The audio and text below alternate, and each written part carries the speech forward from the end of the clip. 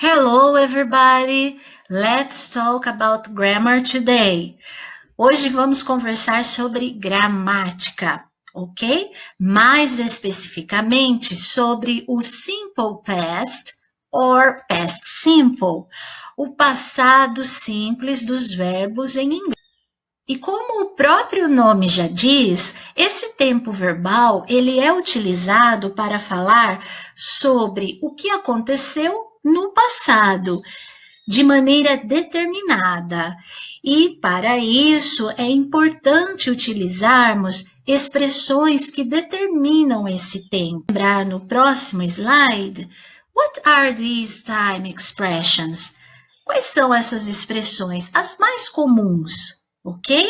So, here we can see yesterday, last night, last month, last year, 5 days ago, a month ago, 2 years ago, this morning, ou então on Sunday, on Friday evening. Lembrando que aí nós estamos falando de um domingo ou de uma sexta-feira, de um dia que já passou. Ou então nós também podemos usar datas que indicam o tempo. No caso aqui, um ano, in 1874. Então, essas expressões elas determinam na frase, na sentença, o tempo em que isso aconteceu. Portanto, nós iremos utilizar os verbos in the simple past. Vejamos os exemplos. I watched a good film yesterday. They got home very late last night.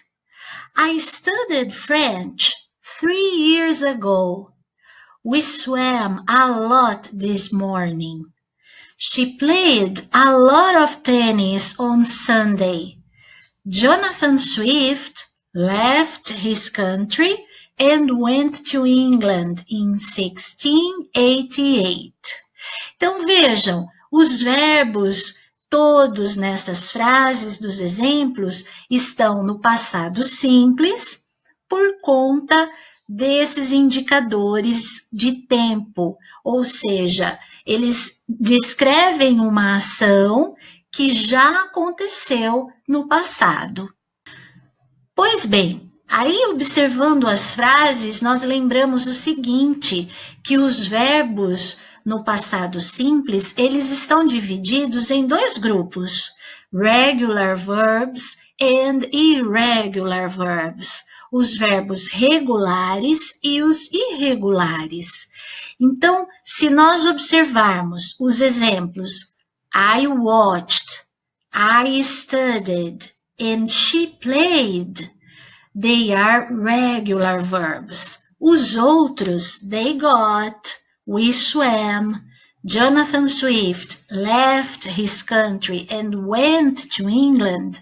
Esses são irregular verbs.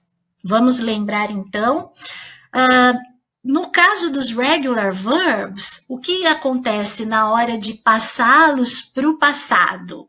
Nós acrescentamos ed no final deles. Então, nós temos a base form do verbo, a forma dele normal, sem estar conjugada, e acrescentamos o ed no final.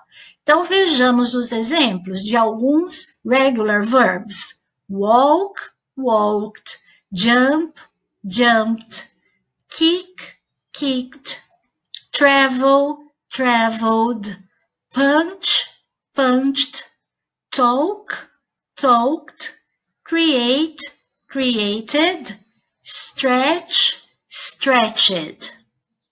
Ok? Então, vejam que nós temos a base form do verbo, a forma sem estar conjugada, e quando vamos utilizá-los no passado simples, a gente acrescenta o ed no final. Agora, irregular verbs, o que acontece com eles? Changed, ou seja, nós mudamos um pouquinho esse verbo. né? Essa base form, ela vai ser transformada. Por exemplo, speak, spoke, hang, hung, say, said, sleep, slept, shake, shook, teach, taught, sell, sold, buy, bought. Perceberam? Nós temos verbos que apenas uma letra é alterada, verbos que mudam completamente, como o caso do buy, bought, verbos que ficam da mesma forma, put, a base form, no passado, put. Ah, teacher, mas e aí? Como é que a gente sabe se estamos falando do presente ou do passado?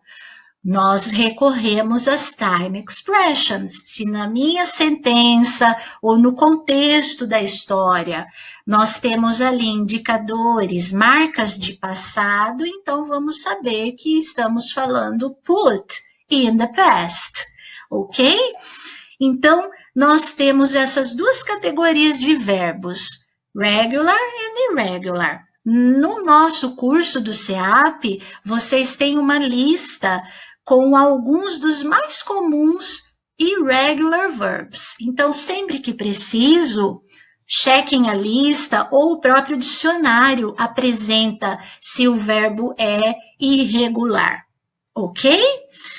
Agora, isso nós estamos falando das frases afirmativas, como nós vimos nos exemplos do slide anterior. I watched a good film, they got home, I studied French, we swam, she played, Jonathan Swift left his country. Frases in the affirmative form.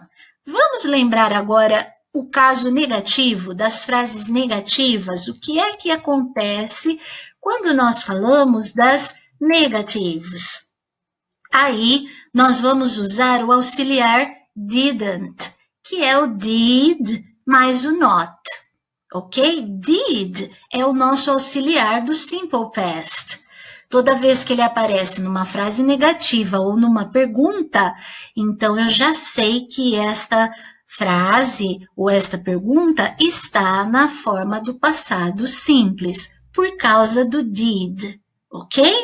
Então, para fazer a negativa, nós vamos usar a forma negativa dele, didn't.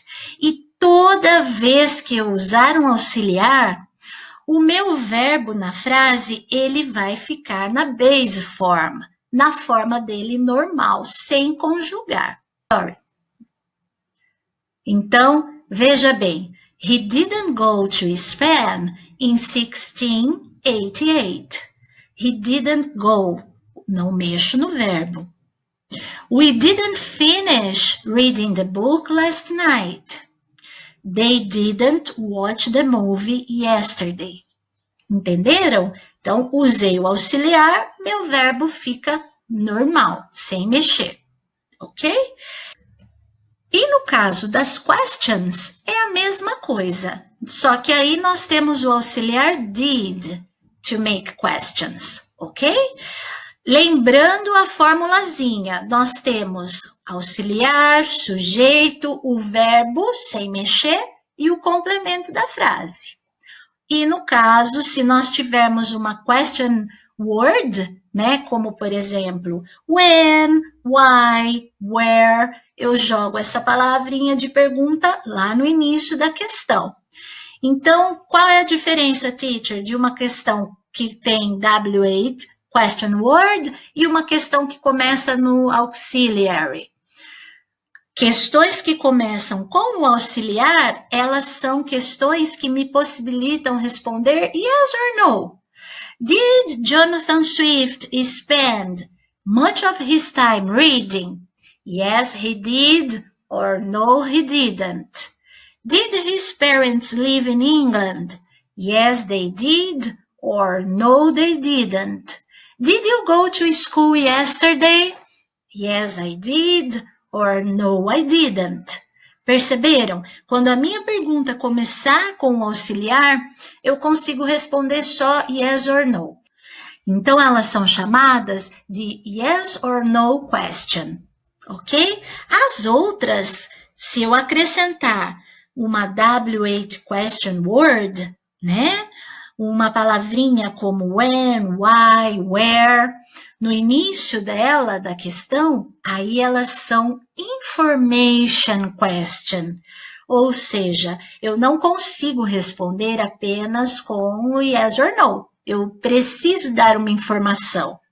When did he finish Gulliver's Travels? Né? Quando ele terminou de escrever, no caso, a obra As Viagens de Gulliver? Eu vou ter que dar uma informação. Why did he leave his country? Por que que ele deixou o país dele? Eu também vou ter que dar uma informação, vou ter que explicar por quê. Tá? E é a mesma regra. Eu tenho o auxiliar, o sujeito da pergunta, o verbo na base form, sem mexer, e o complemento da frase. Ok? That's the simple past. Então, esse é o passado simples dos verbos. O que é importante nós lembrarmos disso? Quando utilizamos o passado simples, precisamos deixar bem especificado o tempo em que isso ocorreu. Nós temos os verbos regulares, com ed no final, e os verbos irregulares, que sofrem um pouquinho, né? Uma mudança. Nas formas negativas e de perguntas, nós temos o auxiliar didn't e para a pergunta did. Toda vez que nós usarmos didn't or did, o nosso verbo vai ficar na base form. Ele volta à forma normal. Ok? That's all, folks.